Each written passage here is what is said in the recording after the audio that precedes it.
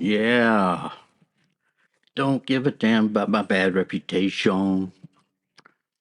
That's my best Joan Jett voice. Thank you, Kenzie, for the new intro, outro music. Appreciate it. So,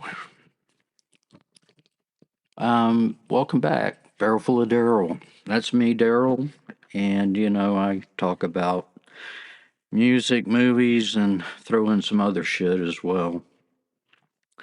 Now, I got to give a shout out to a couple of YouTube listeners that sent me a few comments. Thank you, Electric Iguana and Bexy XZ.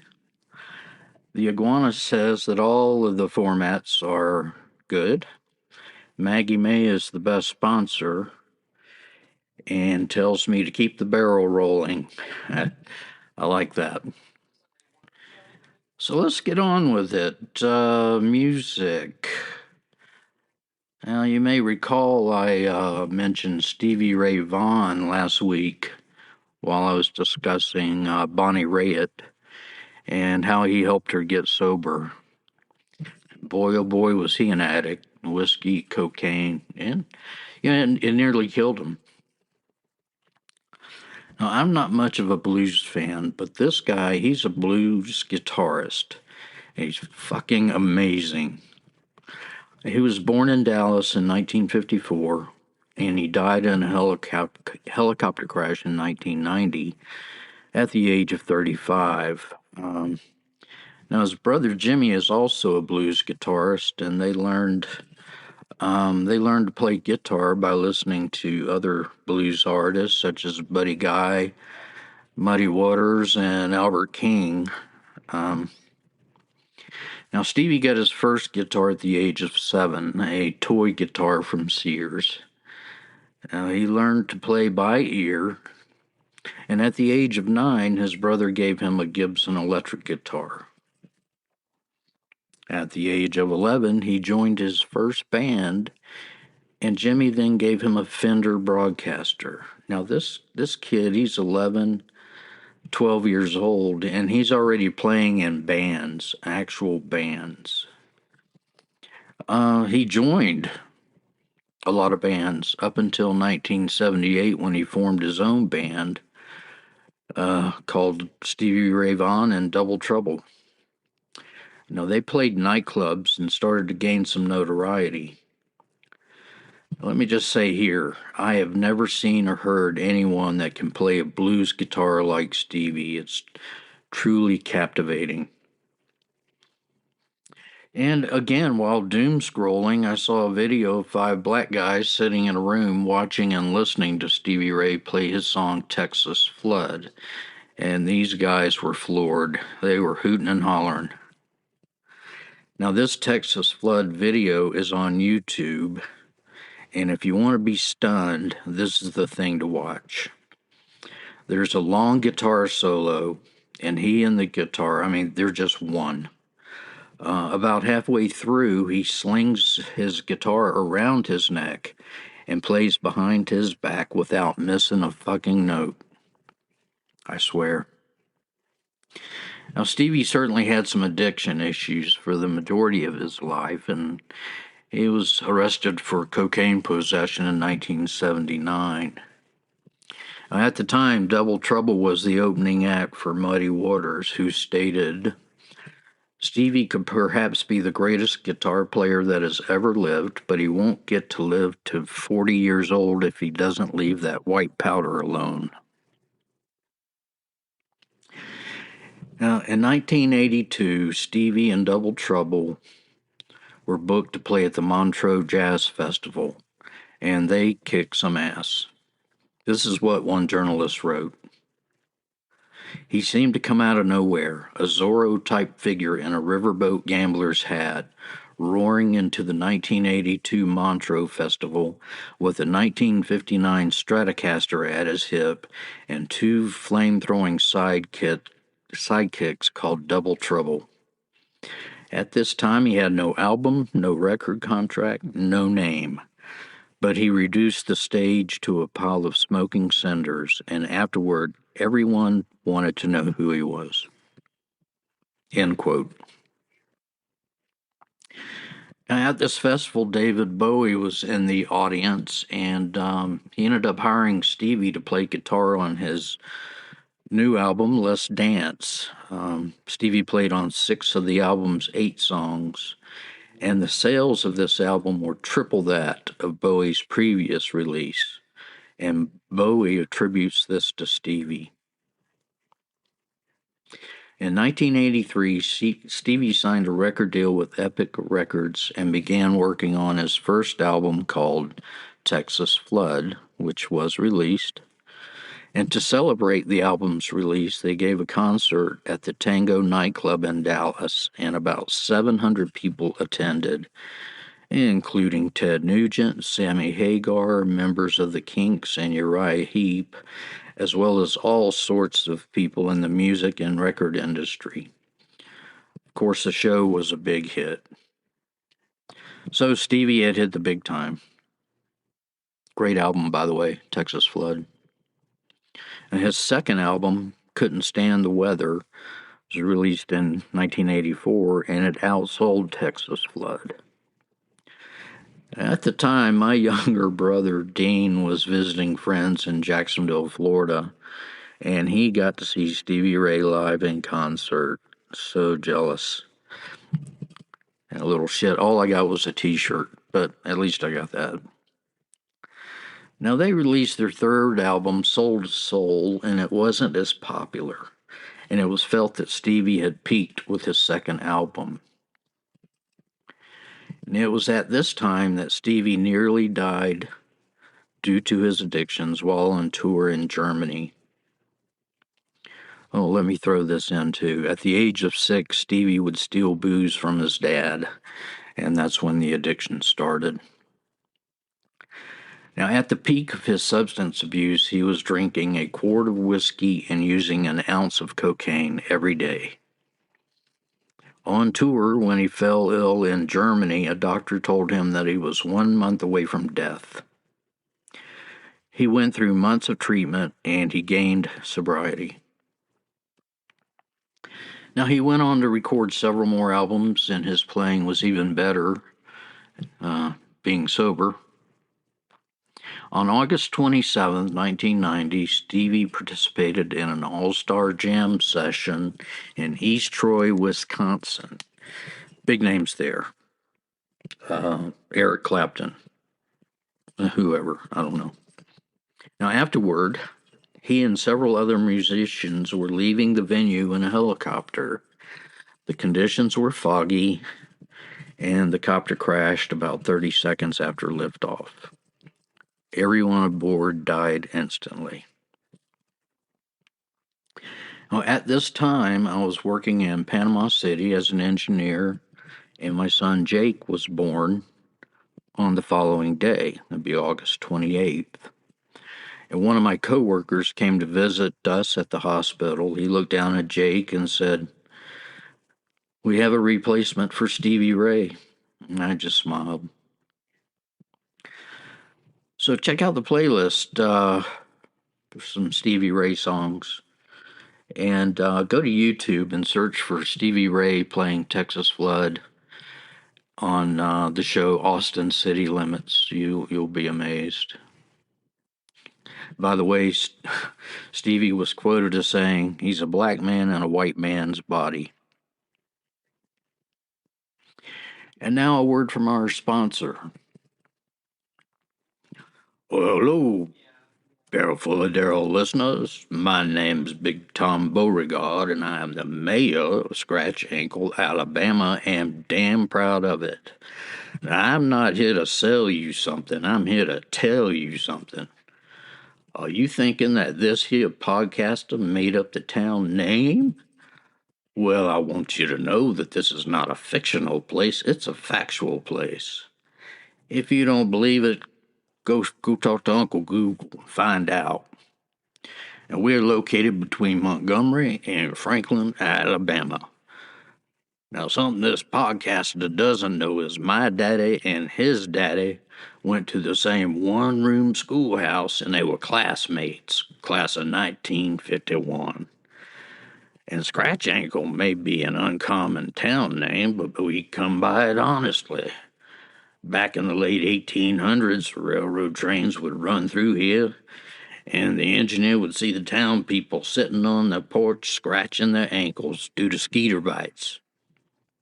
Now, there's other towns around here with odder names like Frog Eye, Bug Tussle, Possum Trot, Bacon Level, and Lick Skillet. I kid you not. Anywho, if you are inclined to visit, we would love to have you, but you'll need to get a motel room in Monroeville. Thanks aplenty for letting me chat with you, and have a good day. And we're back. Talk about a movie. I'm not a big fan of horror movies, but I do like them.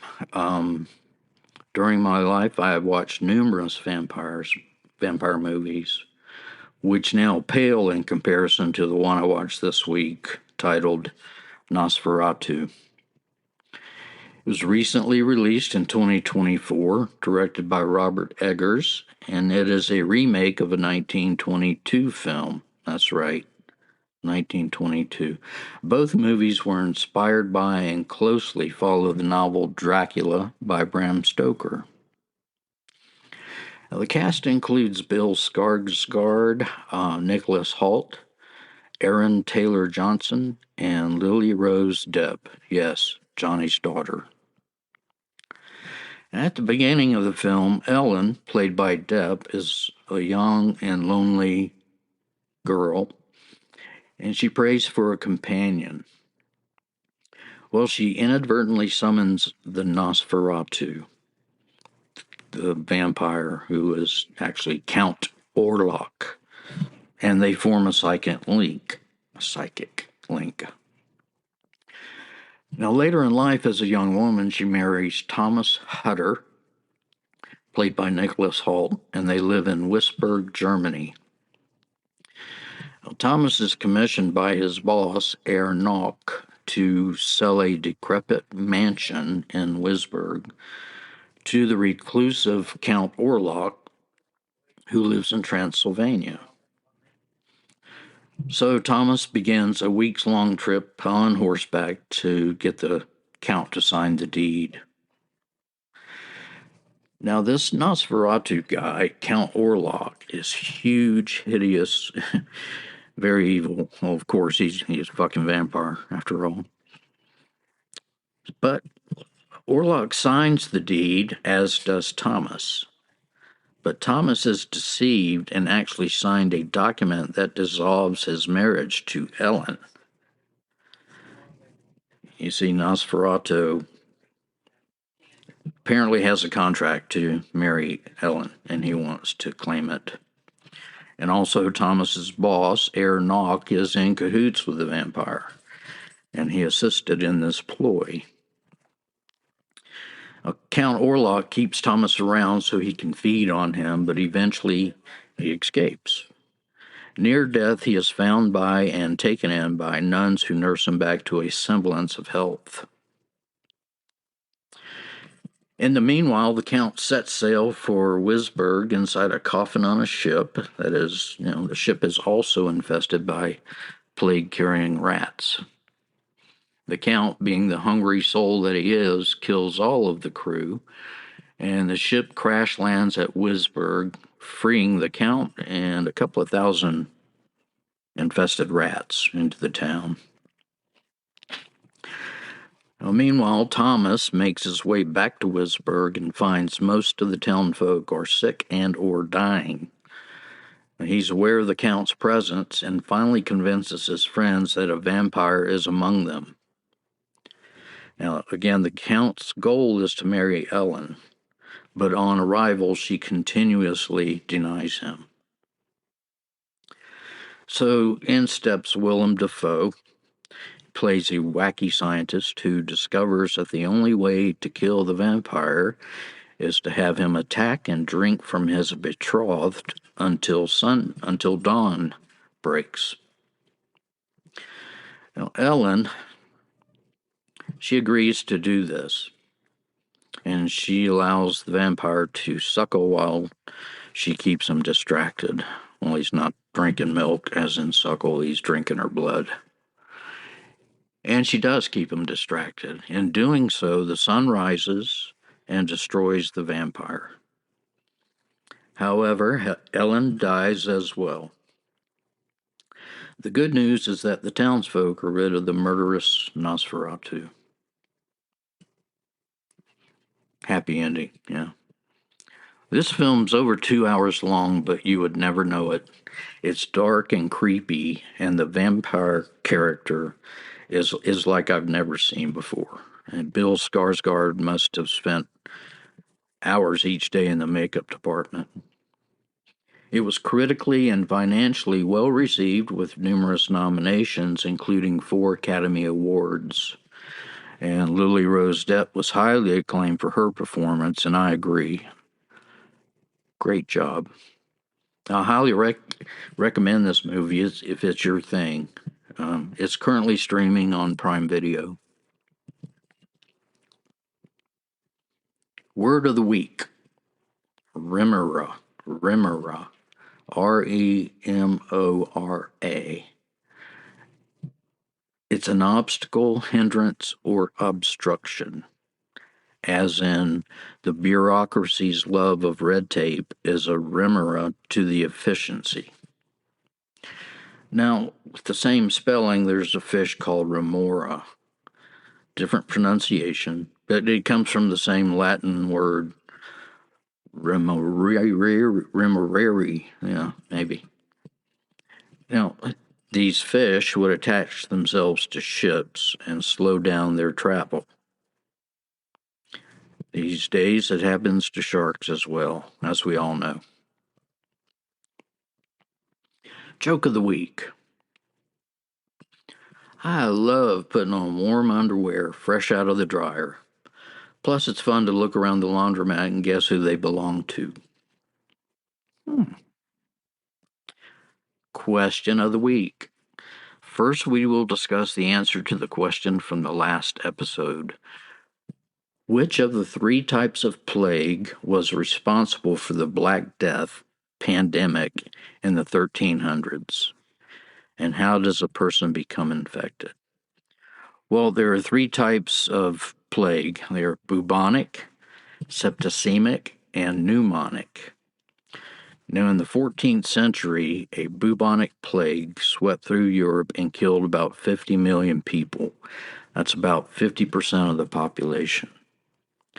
It is one of the most fatal pandemics in human history, and it was given the title the Black Death. Now, the disease is caused by a bacterium, and it is spread by fleas or through the air. Yeah, airborne.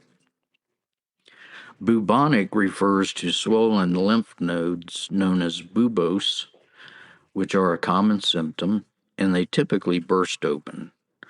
Now, symptoms occur within 7 days and death within 10. By the way, the bubonic plague is still around today, but it's rare and treatable with antibiotics if caught early enough. On average, there are 7 cases of bubonic plague per year in the U.S., mostly in New Mexico, Arizona, and Colorado. In fact, there was a case in Colorado in 2024, and there was one just this month in California, near Lake Tahoe. Globally, there are on average 1,000 to 2,000 deaths per year. Majority of deaths in Africa, so be careful out there. New question of the week. On a similar note, what is the deadliest animal worldwide? What is the deadliest animal worldwide? Any guesses? No? Okay, we'll answer that question next time. Here's a thought for the week. Have you heard the banal phrase, today is the first day of the rest of your life? It's not really true, is it? I could die right now in front of this microphone. Wouldn't have a full day, would I? It should be more like this is the first minute of the rest of your life. Life is not a given at any moment, so enjoy it. Now, don't forget about the Barrel Daryl Spotify and Apple Music playlist that accompany this podcast. By the way, with the addition of Stevie Ray, it's up to about 97 songs. I like to put it on shuffle when I'm driving. Now, you may contact me by clicking on the Send Me a Text button in the episodes or directly at bfodpodcast@gmail.com. And again, have you noticed that the podcast episodes have an option to support my show? Now, this is a feature that allows you to send me some spare change each month. $5, $3, $5, $8, or $10 per month. So with your donation, I could buy anything from a pack of gum to a few edibles each month. So thank you for listening. I hope you enjoyed this episode, and I will talk at you next time. Bye for now.